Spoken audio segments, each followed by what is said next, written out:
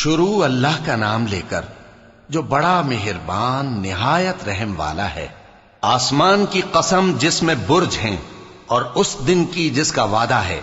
اور حاضر ہونے والے کی اور اس کی جس کے پاس حاضر ہوتے ہیں، کہ خندقوں والے ہلاک کر دیے گئے، یعنی آگ کی خندقیں جس میں ایندھن جھونک رکھا تھا،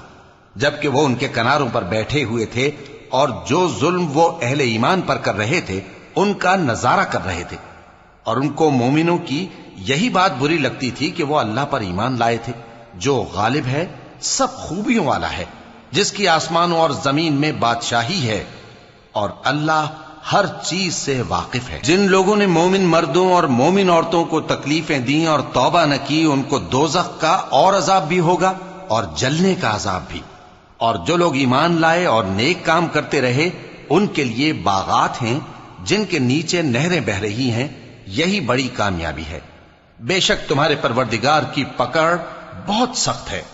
وہی پہلی دفعہ پیدا کرتا ہے اور وہی دوبارہ زندہ کرے گا، اور وہ بخشنے والا ہے، بہت محبت کرنے والا ہے، عرش کا مالک، بڑی شان والا، جو چاہتا ہے سو کر ڈالتا ہے۔ بھلا تم کو لشکروں کا حال معلوم ہوا ہے، یعنی فرعون اور سمود کا؟ اصل بات یہ ہے کہ کافر مستقل جھٹلانے میں لگے ہیں،